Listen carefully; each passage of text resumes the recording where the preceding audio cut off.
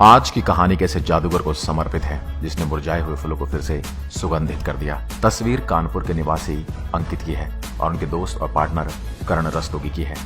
एक उच्च स्तरीय इंस्टीट्यूट से कंप्यूटर इंजीनियरिंग करने के पश्चात अंकित को एक मल्टीनेशनल कंपनी में नौकरी मिल गई। बढ़िया तनख्वाह थी और जीवन सुचारू चल रहा था। एक दिन विदेश से अंकित का एक मित्र कानपुर आया और दोनों गंगा किनारे टहलने के लिए निकले। किसी त्योहार के चलते उस दिन गंगा जी में लोग पुष्पार्पण कर रहे थे। अपनी धार्मिक आस्था के विषय में अपने विदेशी मित्र को बताते हुए अंकित ने कहा कि हम गंगा को नदी का नहीं माँ का दर्जा देते हैं। विदेशी मित्र ने पलटकर जवाब दिया, जिसे माँ कहते हैं उसमें गंदगी फैलाते हुए संकोच नहीं होता। अगले क्षण उसने गंगा जी की प्रदूषित स्थिति से जुड़ा एक आर्टिकल दिखाया तो अंकित अपने मित्र के समक्ष शर्मसार हो गया। कुछ दिन बीते और रोज मुरझाए हुए फूलों से लदा एक ऑटो गंगा किनारे रुका। उसमें से दो व्यक्ति उतरे और फूलों के ढेर को गंगा जी में फेंकने लगे। पास खड़े अंकित ने जाकर उनमें से एक से पूछा कि भाई, ये मुरझाए हुए फूल कहाँ से लाए हो और इन्हें गंगा जी में क्यों फेंक रहे हो? जवाब मिला कि पुष्प एक स्थानीय मंदिर में चढ़ावे के रूप में आते हैं। हर रोज भक्तजन अपने इष्ट देव को प्रसन्न करने हेतु पुष्प अर्पित करते हैं। फिर जब फूल बड़े बड़े मुरझा जाते हैं तो उन्हें उठाकर गंगा जी में फेंक दिया जाता है। अंकित का माथा ठनक गया।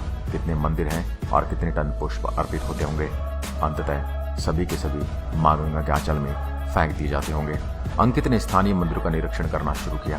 पुजारी को बताया कि हर रोज टनों के हिसाब से सड़े मुरझाए पुष्प गंगा जी में उड़ेल दिए जाते हैं। इससे गंगा जी के प्रदूषण में स्तर में वृद्धि हो रही है। इसे रोका जाना चाहिए।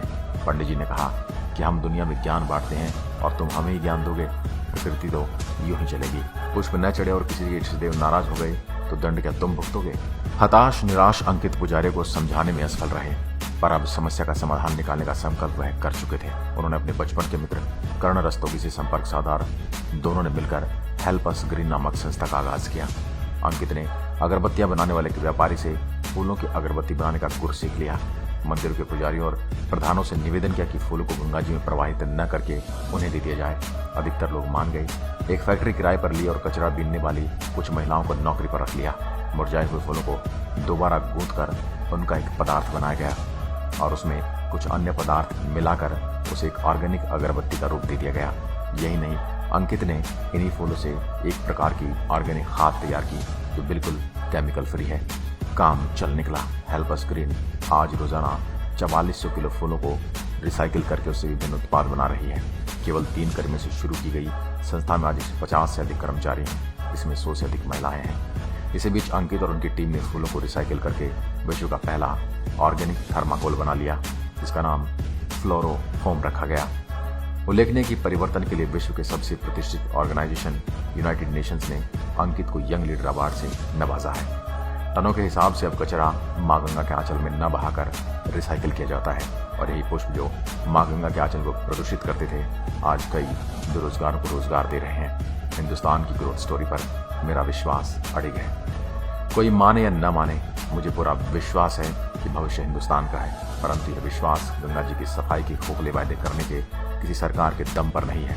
यह विश्वास भगवा पहनकर गंगा जी के रूपांतरण का खोखला वायदा करने वाले किसी नेत्री के दम पर भी नहीं है। मेरा विश्वास, मेरी आस्था हिंदुस्तान के आम आदमी में है। वही मेरी एक कहानी का असली नायक है। आपको यह कहानी कैसी लगी हमें कमेंट में लिखकर जरूर बताइए और अगर वीडियो पसंद आई हो तो लाइक कीजिएगा और ऐसी वीडियो देखने के लिए हमारे पेज को फॉलो जरूर करें। धन्यवाद।